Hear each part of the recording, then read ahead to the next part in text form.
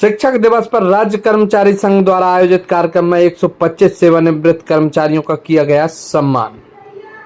आज शिक्षक दिवस के अवसर पर अशोकनगर जिले के मुंगावली ब्लॉक में सेवानिवृत्त कर्मचारी सम्मान समारोह आयोजित किया गया, जिसमें एक मन से 125 सेवानिवृत्त कर्मचारियों का सम्मान किया गया। इस अवसर पर भोपाल से पहुंचे मध्य प्रदेश राज्य कर्मचारी संघ के प्रदेश महामंत्री जितेंद्र सिंह चौहान, अशोकनगर कलेक्टर सुभाष कुमार द्विवेदी, जिला पंचायत सीईओ सहित अन्य लोगों ने इस कार्यक्रम को संबोधित किया। इस दौरान राज्य कर्मचारी संघ द्वारा आयोजित इस कार्यक्रम में विभिन्न विभागों के पिछले 3 वर्षों में सेवानिवृत्त हुए कर्मचारियों का शॉल, श्रीफल और प्रशस्ति पत्र देकर सम्मान किया गया।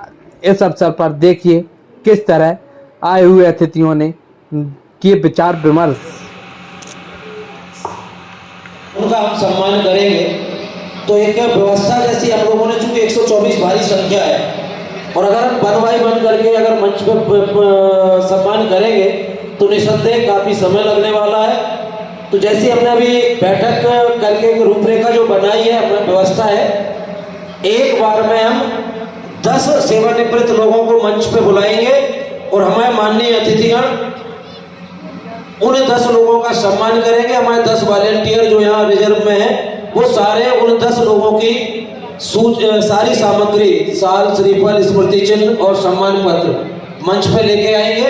वो 10-10 करके, चूंकि हम समय की भी बचत कर सकते हैं और सहूलियत भी रहेगी, हमारे व्यवस्थित कार्यक्रम रहेगा। मैं आदरणीय चतुर्वेदी सर से कहूँगा कि जो सूची हमारी चयनित सेवानिवृत्त की है, उनमें क्रम से 10-10 करके लोगों को आमंत्रित करेंगे। चूंकि सेवानिवृत्त लोग हैं, कई लोग हमारे ऐसे हैं जो मंच पे आने में असमर्थ हैं, उनके पास पर हमारा मंच जाके उनका सम्मान वही करेगा। ऐसी हम लोगों ने व्यवस्था जमाई है। तो जो सुविधाजनक रूप से मंच पे आ सकते हैं वो लोग आग्रह है कि मंच पे आएंगे, और नहीं अगर किसी को असमर्थता है, चलने में समस्या है, तो हमारे मंच के सारे हमारे पदाधिकारी, अतिथिगण उनके पास पहुंच के उसी स्थान पे हम उनका सम्मान करेंगे। धन्यवाद। ये आंदोलन की, संगठनों की तमाम बातें हैं। मैं पहले तो, मेरी आत्मा बहुत प्रसन्न है कि जिस बड़ वृक्ष को हमने पानी से, अपने खून से सींचा और बरसों तक हमने इसमें मेहनत की, और जब वो वृक्ष फल लेने लगा तो कुछ ऐसे विघ्न संतोषी लोग उत्पन्न हुए कि संगठन 3 भागों में टूट गया। आज 8 साल के बाद वो अवसर आया है जब हमारी आत्मा में खुशी है कि तीनों संगठन एक हैं और तीनों संगठनों का संयुक्त रूप से एक होकर नया निर्वाचन हुआ। और तीनों संगठनों में सबसे अच्छा जो व्यक्ति था, जो कर्मचारियों की सबसे मजबूत आवाज था, जिसने हमेशा कर्मचारियों की लड़ाई लड़ी, उस जितेंद्र सिंह भाई साहब को दोबारा से प्रदेश महामंत्री का दायित्व दिया। अशोकनगर जिले की ओर से सब लोग भाई साहब को स्वागत करें। मैं दावे से कहता हूँ, इसलिए नहीं कि जितेंद्र भाई साहब से मेरा कोई संबंध या संगठन की बात। आज भी आप मध्य प्रदेश में वोटिंग करा लो, यदि सभी विभागों में कोई एक नेता ऐसा है जो अध्यापक की बात करता है, जो अस्पताल में काम करने वाले ड्रेसर की बात करता है, नित्य सहायक की बात करता है, आंगनबाड़ी की बात करता है, आशा ऊषा की बात करता है, जो डिप्टी कलेक्टर की बात करता है, जो बात पुराने शिक्षक कैडर की करता है, जो विंध्याचल, सतपुड़ा और वल्लभ भवन में बैठे अधिकारियों की बात करता है, पंचायत सचिवों की बात करता है, उस एक आवाज का नाम है ठाकुर जितेंद्र सिंह। और जितेंद्र सिंह के खिलाफ ये षड्यंत्र इस तरह से हुआ कि इस आदमी को खत्म कर दो तो आंदोलन खत्म हो जाएगा। और ये बात सही है, पिछले 8 वर्षों में इस प्रदेश में कोई बड़ा आंदोलन नहीं हुआ। लेकिन साथियों, जब जितेंद्र सिंह आए, राज्य कर्मचारी संघ का सारा वर्ग एक हुआ है, तीनों संगठनों की ताकत हुई है। तो आप ये तय मानिए कि शीघ्र अतिशीघ्र आपकी सारी मांगें पूरी होंगी, चाहे क्रमोन्नति की मांग हो, चाहे पदोन्नति की मांग हो, चाहे डीए की मांग हो, और चाहे इस एनपीएस की जगह जो राक्षस रूपी यूपीएस दिया है वो ओपीएस में बदलेगा और ठोक के बदलेगा। और नहीं बदलेगा तो ये मैं गारंटी दे रहा हूं कि अगले 1.5 साल के अंदर मध्य प्रदेश की सड़कों पर जब कर्मचारी उतरेगा और जितेंद्र सिंह के नेतृत्व में विशाल आंदोलन होगा, तो सरकार को आगे आना पड़ेगा और सरकार ये कहेगी कि आप जो कहोगे हम मानते हैं। आज एनपीएस तो कोई बात करने तैयार नहीं था, लेकिन जब हमारा दबाव काम आया तो यूपीएस की बात हुई। लेकिन बात वही है कि यूपीएस और एनपीएस दोनों भाई भाई हैं।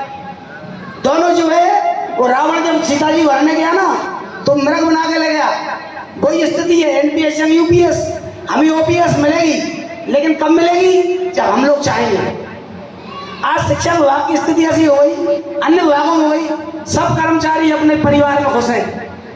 हमारी पत्नी अच्छी रहे, हमारे पति अच्छे रहे, हमारे बच्चे सुखी रहें, अच्छे अच्छे स्कूलों में पढ़ें, बढ़िया गाड़ी ले ली, होम लोन से मकान बना लिया और बढ़िया घूम रहे।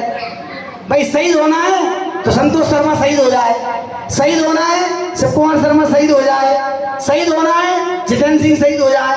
अरे भाई जो आपको वेतन मिलती है वो हमें मिलती है, जो आप सुविधा है वो हमें है। हम लड़ के परेशान हैं, हमारे खिलाफ FIR हो रही है, हमारे खिलाफ विभागीय जांचें हो रही हैं। आप लोग इतने डरे हुए क्यों हैं? जो लोग 10-10 साल स्कूल नहीं जा रहे उनकी नौकरी नहीं हट रही। तुम लोग केवल आज नहीं आएंगे, शिक्षक संघ के कार्यक्रम में नहीं आएंगे, घर बैठ के TV देखेंगे।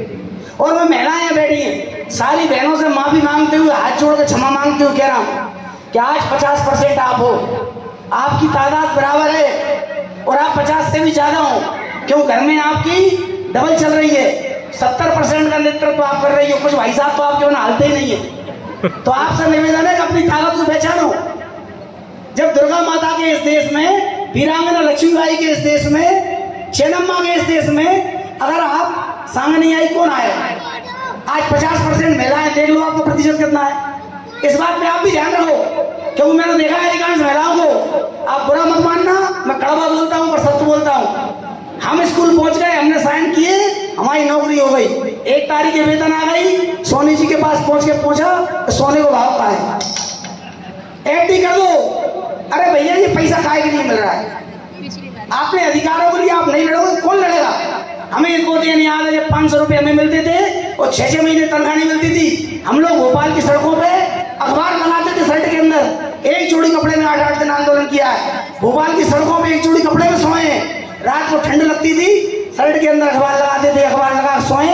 हमारे बहुत सारे साथी यहाँ बैठे, सबको गवाह है, विष्णु भार्गव है, गोपाल है, दिलीप है, श्याम बिहारी है, संतोष है। हम लोग अखबार लगाते थे, अगर प्रैक्टिकल करना हो, ठंडे आ रही है, अखबार लगाना शर्ट के अंदर, किसी ठंड में चले जाना, ठंड नहीं लगेगी।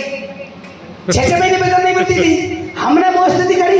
नया संवर्ग जो 2008 के बाद आया वो काम करने तैयार नहीं है, उसे बनी बनाई सड़क मिल गई, वो ये कह रहा भाई साहब आपका जो हुआ हमारा हो जाएगा। अरे भाई तुम संख्या तुम्हारी बढ़ रही है, हमारी कम हो रही है। हमारे साथी रिटायर हो गए, हमारे सुनील भाई साहब बैठे रिटायर हुए, कब तक लड़ेंगे? आज इस कार्यक्रम में सुनील भाई साहब बैठे, हर आंदोलन में आते हैं, रिटायरमेंट के बाद आते हैं, और आप लोग घर में सो रहे हो, TV का रिमोट चला रहे हो।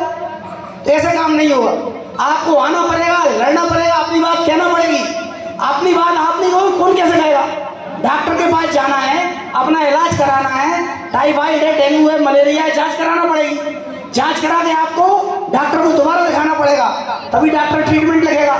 अब आप घर पे फोन लगा दिया, भाई साहब हमारा नाम अतिशेष में देख ले लो। अब भाई साहब जो पता नहीं तुम कहाँ के स्कूल में पदस्थ हो, तुम्हारे अतिशेष का कारण क्या है, घर से ही फोन लगा दिया। तो मैं कर्मचारी भाइयों से निवेदन कर रहा हूँ, बात कड़वी है पर सच्ची है, आपको अपनी मांगों के लिए, अपने अधिकार के लिए लड़ना पड़ेगा। और सरकार चाहे भाजपा की हो, चाहे सरकार कांग्रेस की हो, चाहे अन्य प्रदेश में किसी अन्य पार्टी की हो, चाहे हमारी विचारधारा की हो, सरकार किसी की नहीं होती। सरकार कर्मचारियों का शोषण करती है, करती भी करेगी, किसी सरकार हो। क्यों? सरकार को IAS चला रहे, नेता चलाते ही नहीं, वो जैसा बताएंगे वैसा करेंगे। और वो लोग हमारा शोषण करते हैं, तो शोषण के विरुद्ध हमें लड़ना पड़ेगा। और दूसरी बात जो मैं कहना चाहता हूँ आप सबसे, कि हम लोगों की ताकत क्या है। आज कई समाज में हम निकलो, किसी नेता से मिलने जाओ, विधायक से मिलने जाओ, मंत्री से मिलने जाओ, वो छूटते ही कहता है माट साहब हो, अरे यार तुम्हें तो नेतागिरी करना है। ठेला समोसा ठेला वाले से बात करो, माट साहब हो, अरे साहब तुम्हें तो 1 लाख फ्री के मिल रहा है, मजे कर रहे हो। सब्जी वाला कहता है तुम तो मास्टर हो, तुम्हें क्या मजे कर रहे हो। गाँव वाले से वो कह रहा है तुम तो मजे कर रहे हो। हम लोगों की जो छवि है, इस सरकार ने, सरकार के दलालों ने बहुत खराब कर दी, और उसमें आधा योगदान हमारा भी। ये सही है कि हम 63 योजनाओं पे काम कर रहे हैं, ये सही है कि हम स्कूल पहुंचते हैं उसके पहले हमें 2 डाक मिल जाती है, ये भी सही है क्लास में जाते ही हमें नए फरमान मिल जाते हैं, ये भी सही है हमें पढ़ाने नहीं दिया जाता। कभी FLN ट्रेनिंग है तो कभी BLO का काम है, कल एलवेंडा जोल है, वो निपटेगी तो NAS आ गया, ओलंपियाड आ गया, एक के बाद एक लगातार कार्यक्रम है। पर यह भी सही है कि हम भी अपने काम में उतने ईमानदार नहीं है। मैं दावे से कह रहा हूँ, आप 10:30 बजे स्कूल जाइए और 4:30 पे आइए, ईमानदारी से मेहनत करिए, पढ़ाइए। उस गांव में जहाँ पोस्टेड, उस गांव में आपकी पूजा होगी। उस गांव का बड़ा से बड़ा पटेल, बड़ा से बड़ा नेता आपका सम्मान करेगा। हमारा सम्मान क्यों कम हो रहा है? हम लोग आते तो स्कूल जा नहीं रहे, जा रहे हैं तो 1 घंटा लेट जा रहे हैं, पहुंच गए तो क्लास में नहीं पहुंच रहे, कोई जर्दा खा रहा है, कोई बीड़ी पी रहा है, कोई गांव में जाकर नेतागिरी कर रहा है। अरे तुम्हारा काम पढ़ाना है, जिसके लिए तुम्हें 1 लाख रुपए मिल रहे हैं। अपना काम ईमानदारी से करो, और वो ईमानदारी का जब पैसा आपके घर में आएगा तो आपके परिवार को लगेगा, बच्चों को लगेगा। रोज शिकायतें आती हैं, वास्तव में सच्ची है। हमारे सीएससी से पूछो, सीएससी बता देंगे स्कूलों की स्थिति क्या है। हम अपना काम ईमानदारी से नहीं कर रहे। मैं दावे से कर रहा हूं, जो ईमानदार शिक्षक है वो कलेक्टर खड़ा हो, चाहे डीओ हो, चाहे डीपीसी हो, कोई उसका कुछ नहीं बिगाड़ सकता, और उसका सम्मान करेंगे। लेकिन हमें अपने कर्म में ईमानदार होना पड़ेगा। ये कड़वी बात कह रहा हूं, आप सबको बुरी लगेगी, पर मुझे नेतागिरी करते 30 साल हो गए, मेरा ईमान भर गया। कड़वा बोलना मेरा शौक हो गया। आपसे हाथ जोड़ के कह रहा हूं, अपना काम ईमानदारी से करो। फिर कोई दिक्कत आए, कोई अधिकारी आपको परेशान करे, आप हमारे पास आइए, संतोष शर्मा के पास आइए, ईंट से ईंट बजा देंगे, आपके लिए लड़ेंगे, लेकिन आपको करना होगा। इसलिए आपसे निवेदन कर रहा हूं कि अपना काम पहले ईमानदारी से करो, नंबर 1, अपने अधिकारों के लिए लड़ो, नंबर 2, और इसके बाद जो आदमी आपके अधिकारों को कुचले, अपन उसका खून कुचलने के लिए तैयार रहो। उसके लिए संगठन है। संगठन कोई हमारा कर्मचारी नहीं है कि हमने फोन लगा दिया संगठन खड़ा हो गया। संगठन आप लोगों से, इस मंच के कारण संगठन नहीं है, संगठन नीचे बैठे लोगों का कारण है। आपने यहाँ वो संगठन का आएगा, आप लोगों को आना पड़ेगा, ताकत देना पड़ेगी। जहां जिस परिस्थिति को वहां के कर्मचारी नेताओं को सहयोग करो। अधिकारी के पास जाओ, आप लोग ज्ञापन देने में डरते हो, आप लोग आवेदन लिखने में डरते हो। अरे कोई खाएगा थोड़ी। मैं गारंटी ले रहा हूँ, आप सच्ची काम के लिए लड़िए, चलेगा कोई अधिकारी आपको नुकसान करे मेरे पास आइए, मैं तैयार हूँ। लेकिन आपको लड़ना पड़ेगा, कर्मचारी संगठनों का साथ देना पड़ेगा, और अपना काम ईमानदारी से करिए भैया। अपने पास इज्जत है, सम्मान है, स्वाभिमान है टीचर के कारण। और जो लोग बड़े बड़े लोग कहते हैं मेरे पास 100 बीघा जमीन है, मेरे 2 शोरूम चल रहे हैं, 1 महीना वेतन लेट हो जाती है, मेरे पास फोन आते हैं, भाई साहब 10 तारीख हो गई, लोन की किस्त नहीं पटी। जिनको जो घुमाने का बड़ा आदमी को 150 बीघा जमीन है, मेरे 4 जीपें चल रही है, मेरे 2 शोरूम है, वो 1 महीने की तनख्वाह दान करके बता दे, मैं मान जाऊंगा बड़ा आदमी। वो बड़ा आदमी फटता है 5 तारीख के बाद मांगते हुए। इसलिए कह रहा हूं, ईमानदारी से काम करो, और इस तनख्वाह जो मिल रही है उसका सदुपयोग करो। आपको लगेगी, आपके बच्चों को लगेगी, और आप 1 साल ईमानदारी से काम कर लो, परिणाम आप ही मिलेगा। कर्मोन्नति पदोन्नति सब छोड़ दो, जितने भाई साहब की समस्या है अपनी नहीं है। कर्मोन्नति दिलाना, पदोन्नति दिलाना, ओपीएस दिलाना जे जान है, और जे नहीं करेंगे तो अपन के कुर्ता फाड़ेंगे। आप चिंता मत करो, हम नहीं करेंगे, आप हमारे कपड़े फाड़ो, लेकिन आप खड़ा होना पड़ेगा। ये मेरा निवेदन है आप सबसे। कोई बात किसी को कड़वी लगी हो तो क्षमा चाहता हूँ। धन्यवाद। मध्य प्रदेश राज्य कर्मचारी संघ की तरफ से अधिवेशन होने के बाद 25 अगस्त को बैठक करके हमने निर्णय लिया है कि आने वाली 24 सितंबर को हम प्रत्येक जिलों में जो हमारा मांग पत्र है कि इस प्रदेश मध्य प्रदेश हिंदुस्तान में एक ऐसा राज्य हो गया है कि जहां पिछले 8 सालों से हम कर्मचारियों की पदोन्नति नहीं रोकी गई है। साथियों, मैं बार बार सरकार से ये कहता था कि बिहार सरकार ने जिस प्रकार से वहां के कर्मचारियों को एक ऑर्डर निकालकर वहां के कर्मचारियों को पदोन्नति देने का काम किया है, मैं बार बार सरकार के सामने रख रहा था, अपने संघ परिवार में संगठनों के सामने रख रहा था। और अभी 3 दिन जो मांग मैं कर रहा था इस सरकार से, जो मैं चाहता था कि सरकार इस तरह से एक स्टैंडिंग ऑर्डर जारी करे, तो आप लोगों ने व्हाट्सएप ग्रुपों में देखा होगा कि पशु चिकित्सा संचालय के डायरेक्टर का एक प्रमोशन हुआ है, और उस प्रमोशन में ये बात लिखी गई है कि माननीय सर्वोच्च न्यायालय के अध्याधीन ये पदोन्नति रहेगी। तो मैं इस सरकार से पूछना चाहता हूं कि जब बड़े लोगों की बात आती है तो आप उस आदेश में माननीय सर्वोच्च न्यायालय के अध्याधीन रहते हुए पदोन्नति दे देते हो। जब बड़े लोगों की बात आती है तो उनको उच्च शिक्षा का प्रभार मिल जाता है, लेकिन छोटे लोगों को नहीं मिलता। आज जितने भी उच्च प्रभार के जो खेल हुआ है विभागों में, वहां पे क्लास 1 और क्लास 2 अधिकारियों का खेल हुआ है। आज हमारा तृतीय वर्ग का कर्मचारी, चाहे वो शिक्षा विभाग हो चाहे अदर विभाग हो, हमारे सब जगह स्थिति यही है। तो हमारी जो बात थी कि इस प्रदेश में पदोन्नति शुरू होना चाहिए, मैंने खुद जहां मुझे बात करना चाहिए था, मैंने कहा है कि आप दिवाली तक हमारा जो प्रदेश में माननीय सर्वोच्च न्यायालय के अधीन रहते हुए जिस प्रकार से आपने पशु चिकित्सा विभाग का ऑर्डर किया है, आप एक स्टैंडिंग ऑर्डर जारी कीजिए कि इस प्रदेश के सभी कर्मचारियों की पदोन्नति दी जाएगी, वो पदोन्नति माननीय सर्वोच्च न्यायालय के निर्णय के अधीन रहेगी। इसमें सभी को करने में क्या दिक्कत है? एक और उदाहरण मैं बताना चाहता हूं कि हम अनुकंपा नियुक्तियों की बात करते हैं कि अनुकंपा नियुक्तियों के जटिलता के कारण हमारे हजारों परिवार, हमारे हजारों मृत शासकीय सेवकों के कर्मचारी आज दर दर भटक रहे हैं। और इस मध्य प्रदेश की सरकार ने एक बड़ा अच्छा कारनामा किया है साथियों। चूंकि किसी एक मंत्री का इंटरेस्ट था किसी विभाग में कि एक हमारा कर्मचारी 1980 में एक्सपायर होता है, जब वो एक्सपायर हुआ तो उसके बच्चे का जन्म भी नहीं हुआ होता है। तो वो 43-44 साल की संघर्ष उस बच्चे का, और उस संघर्ष में एक प्रदेश के हमारे मुखिया ने अपनी भूमिका निभाई कि इस बच्चे को अनुकंपा नियुक्ति मिलना चाहिए, कहीं से रिश्तेदारी होगी। को बचने के लिए सीधा सा रास्ता जो कि सबसे ज़्यादा आजमाया गया कि भाई ये सेवानिवृत्ति एक जिस तरीके से जिस दिन आप सेवा में इंटर हुए थे तो आपकी लाइफ का एक पड़ाव था, एक मोड़ था, एक रास्ता मिला, और वो रास्ता जब आप सेवानिवृत्त हुए वहीं तक था। अब उसके बाद सेवानिवृत्ति के बाद एक दूसरा मोड़ आया है, एक दूसरा रास्ता आपका इंतजार कर रहा है।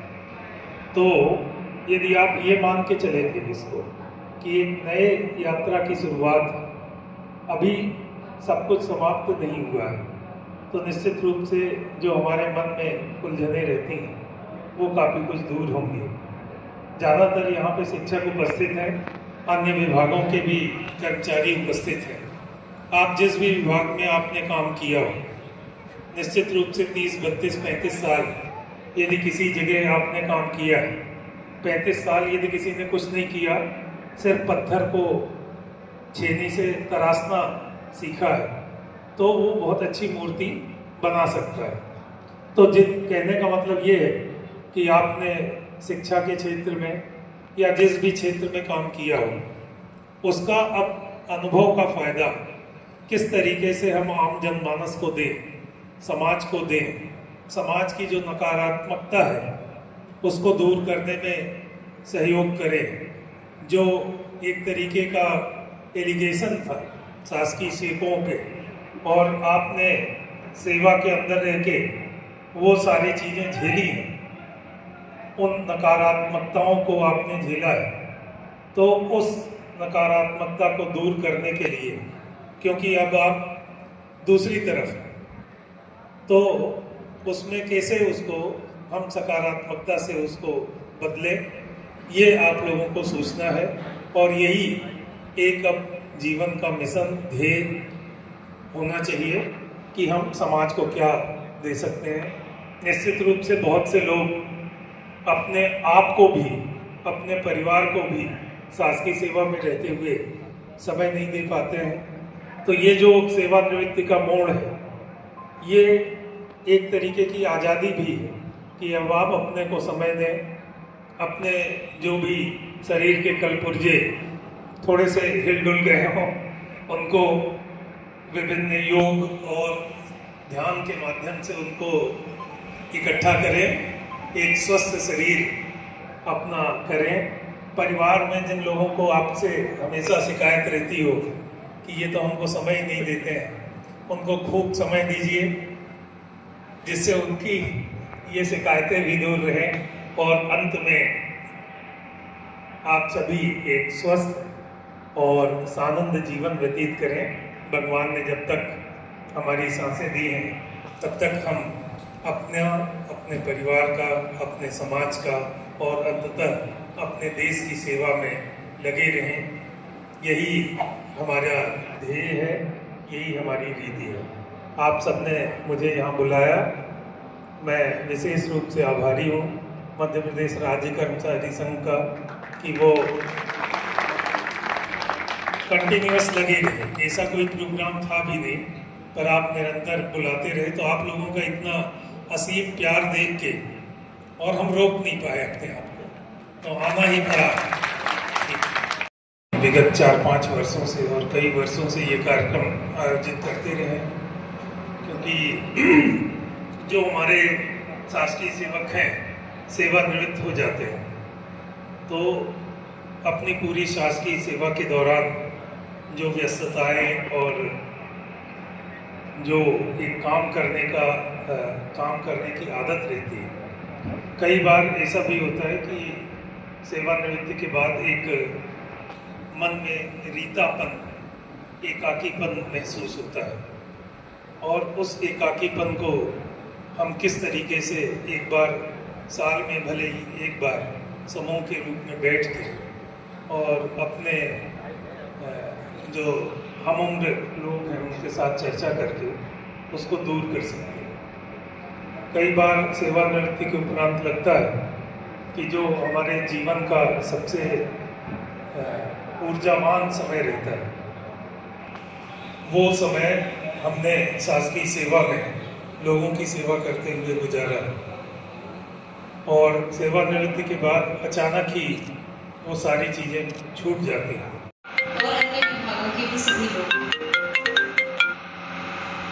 ये पहली बार ऐसे कार्यक्रम में न्योता मिला है जहाँ पर सेवानिवृत्त लोगों को पुनः बुलाकर उनकी सेवाओं के लिए धन्यवाद करने का हमें मौका मिला है। तो सबसे पहले आप लोगों को मैं धन्यवाद करती हूँ कि आपने हमको बुलाया, और ये बहुत अच्छा एग्जाम्पल है जो मुझे लगता है कि आगे भी मेरी लर्निंग में रहेगा, कि जो व्यक्ति अपने पूरे 60 वर्ष को एक सेवा में देते हैं, और फिर हमें इतना आभार उनका ज़रूर करना चाहिए कि उन्होंने जो अपनी सेवाएं दी उसके लिए हम उनके लिए क्या कर सकते हैं। तो सबसे पहले जो सभी इस कार्यक्रम के निर्देशक रहे हैं, जिन्होंने इस कार्यक्रम को आयोजित किया है, मैं आप सबको पुनः धन्यवाद करूँगी।